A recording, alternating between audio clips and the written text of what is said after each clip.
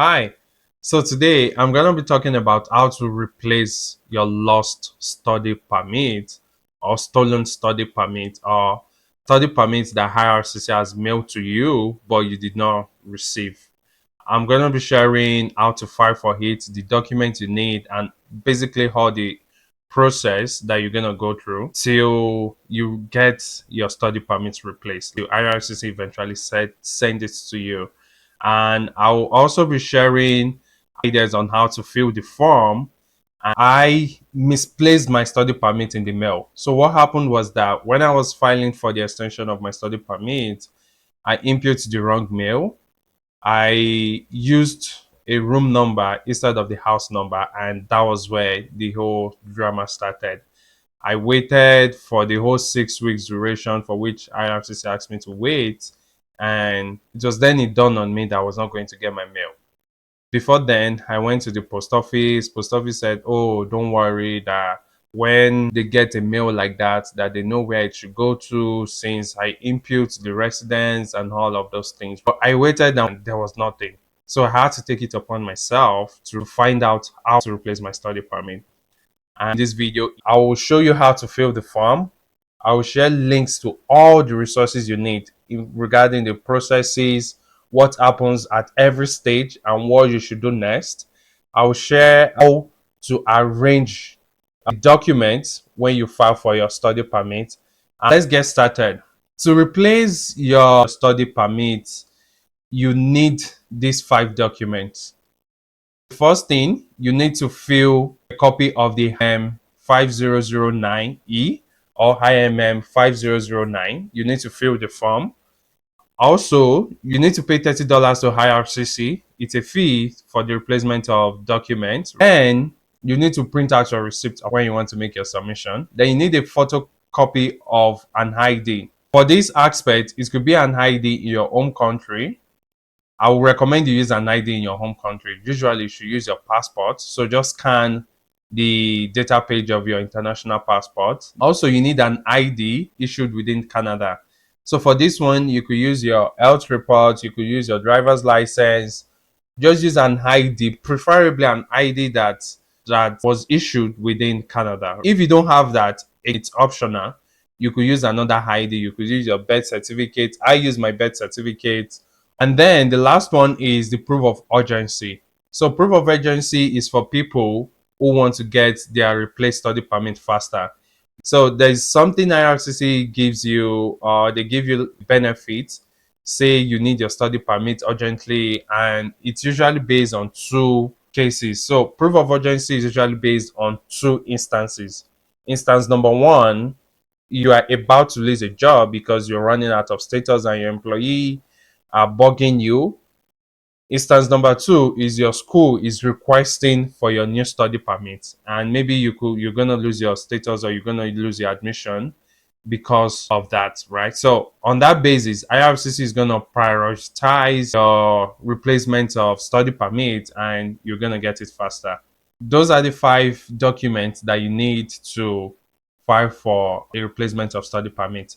I tried to use the proof of urgency, but it didn't quite work well for me. I showed an email from my school showing that I needed to submit my study permit and all those stuff, but they didn't buy it. I actually had to wait for the whole processing time. I will eventually share this link in the resource or in the description or the comment section of this video, so you don't have to go online and start searching for where to find what and all that. First thing you want to do is to fill this form, the verification of status or replacement of an immigration document. Usually what IRCC does is they have all that kind of services they render under this umbrella of verification of status or immigration documents. However, study permit is just one of those documents that you can replace here. When you click on this, it automatically takes you to the form, and this is where you get to fill the form. I'm just going to show you through some of the processes to fill the form. First, if input your UCI number, your UCI number, it could be, let's say 0. It's usually on your study permit or on your portal or on your IRCC document. You find your UCI number there. Then the next thing is you input your surname. My surname is Tomari. Given name is Uriel. And it goes on and on. For place of birth, you input your place of birth, your date of birth, you input that. Your citizenship, you input that as well, your passport number. And again, is this your passport number on entry or it's your current passport number? So people whose passport have expired before you're filing this and you already have a new passport, definitely you should know that you should submit the current passport that you have at hand. Then the date your passport was issued, the expiring date, then marital status. I think those are pretty much straightforward. And this is where it gets a lot tricky. So for some people, you probably lost your study permit in the mail because you input the wrong address. So you really want to be careful at this point when it comes to your mailing address. Double check. I had to double check it. Like check 3 times. When I got to the post office, I checked again. So please be very sure about what you input here. Input your house number, your street number. Don't overcomplicate things. If you don't have a street name, please don't input it. Just input the relevant information that are specific to the place you currently stay or your residence. So please and please don't make that mistake again, because IRCC has a policy that if you should make a mistake in your address again, you have to go through the whole process all over it. So please don't get caught up with that. Then go to your town, maybe you're in Calgary, then country, Canada, province, Alberta, your postal code. Again, double check postal code. So to avoid things being complicated for me, or to not to complicate things, I just chose yes as my residence address being the same as mailing address, because I wasn't ready for another struggle and all those things. Then your telephone number, you input it. Is it cellular? Is it residence? All those things. Then input any alternative phone number. Then your email, I input my email address. If you remember, I mentioned that IRCC renders this service for different people. So you might find some complex answers here or some complex field that you don't need. So you just have to come here. What type of request? Definitely it's not verification of status. It's replacement of a valid temporary resident document. You input that. Then the date the document was issued. So what date did IRCC mail that document to you, or what date did you receive your study permit? So for those whose study permit got lost or got stolen, what date did you receive it? And for those whose study permit got lost in the mail, what date was it mailed to you? Make sure that you double check that. So you click on the replacement of valid temporary resident document. And when you click on that, this doesn't apply to you. What applies to you is study permit. So you input the study permit number of the permit that was either that has been mailed to you that got lost in the mail or that got stolen.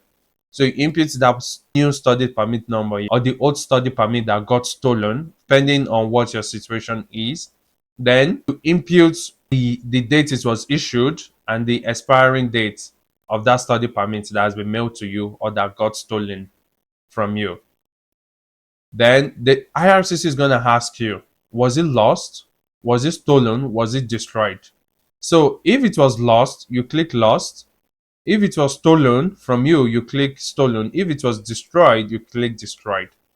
And for me, my study permit got lost in the mail and I used others. So IRCC is going to ask you to provide details. So my own explanation was that I basically told the IRCC that my study permit was mailed to me. You write it out like my study permit was mailed to me. However, I did not receive it because I input the wrong address. And upon waiting for the 6 weeks wait period to receive your study permit, I did not receive it. I recommend that you speak to a IRCC representative before filling this form, because it's going to just help you to state a stronger reasons. And another reason I mentioned was that I'd reach out to an IRCC customer support agent and they recommended that I file for a replacement. So that was another reason I mentioned that if you're replacing your study permit because it got lost in the mail. But if it is stolen or it got lost, you have to get a police report number. You can see it here. Then you have to indicate a police report number. IRCC takes this serious if your study permit is being stolen or it is lost, because a study permit number is unique to the holder. So you don't want to give IRCC the impression that a study permit just went a wall, or they just want to go through the right process and they want to make sure that your identity is secured. Take for example, when I replaced my own study permit, the former study permit was invalidated. So I got a new document. The former one was cancelled and I was reissued a new study permit number and all the stuff. So please try to get a police report, especially if your study permit is lost or stolen, so that your identity will not be used for illegal activities in Canada, or someone will not claim your status. I don't know if it's possible, but it's better to be safe than sorry. But if it got lost in the mail, that means you never received it. You might not be able to get a police number because you did not own it.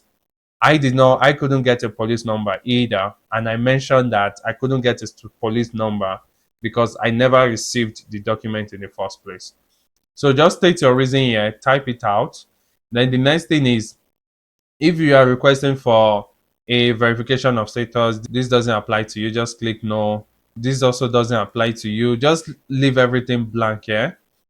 And you entered Canada as a student.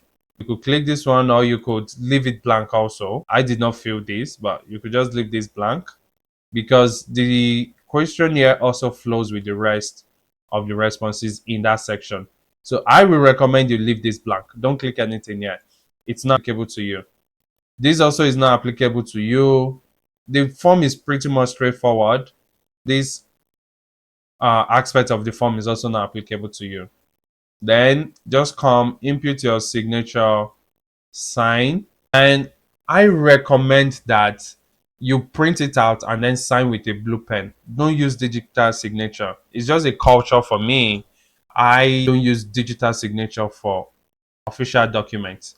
I make sure that it's blue pen because I didn't want to take chances as to why IRCC will not receive my document in the first place. I didn't want my document to be returned. I didn't want them to ask me to refile.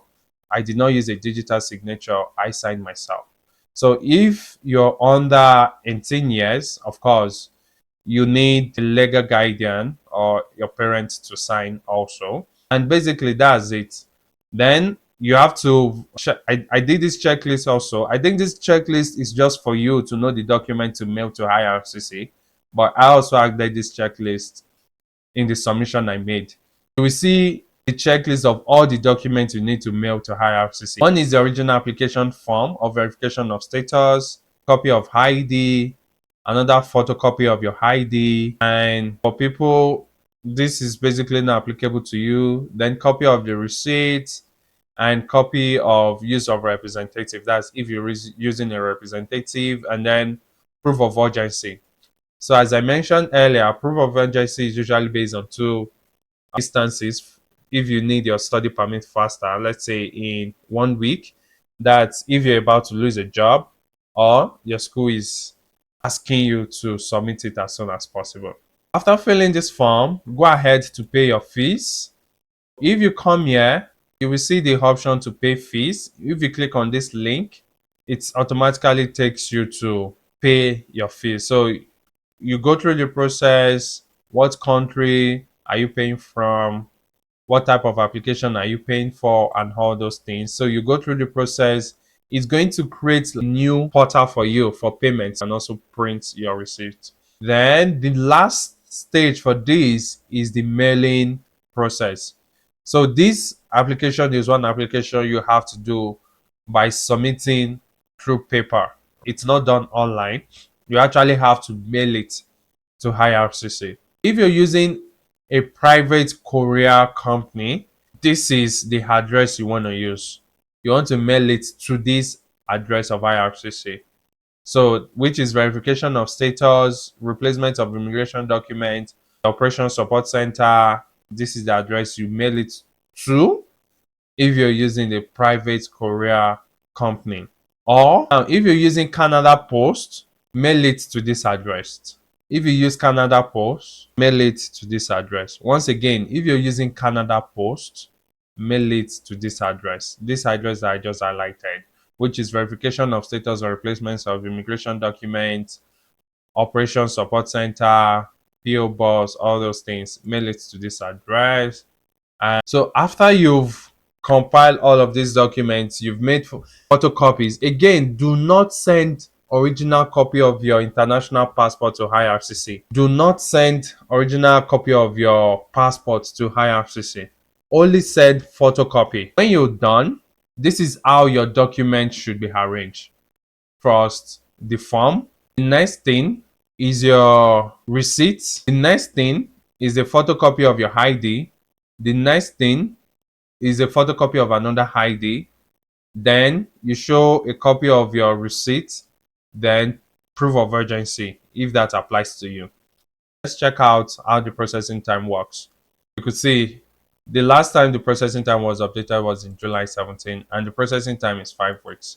So IRCC keeps the documents in the queue depending on how urgent it is. So there's a normal process, and they're going to tell you that they won't process your document until it's your turn. It's like a queue, and the queue, I assume, is very long, right? Processing time is 5 weeks. I didn't get a notification that they had received my document. So if you mail your document, the only instance where you get to confirm if your document has gotten to IRCC is when Canada Post tells you that they've actually sent it to IRCC and they've gotten a signature from the recipient of the document. You won't get an update on your portal. I think that was one thing I had to battle with, and I called IRCC several times to know if they actually received it. Once you get that confirmation from Canada Post, that means IRCC has received your document. You might not get any updates on your portal until it's your turn to process the application. So I didn't get any update until the 5th or the 4th week. It was the 4th week I actually got an update on my portal that my application is being processed. It feels like they started the whole processing of my study permit application again. They assessed my application, and on the 6th week, I got a notification on Monday morning that my application has been approved. And let me just run through the documents you need again. You need to fill the IMM5009 form. You need a copy of your receipt. You're going to pay $30 to IRCC for the replacement of your documents. You need a photocopy of your ID. It must be a government issued ID, either in Canada or from your home country. Then you need another ID issued within Canada, or an health card, or birth certificate issued in your home country. Then you need the proof of urgency if it applies to you. I hope that you've gotten enough information to apply for the replacement of your study permit, and I hope that it's not too serious for you. I wish you all the best. And if you have any questions, feel free to ask me in the comment section. I'm going to be as responsive as I can, and I'm willing to support you if you need further support as well.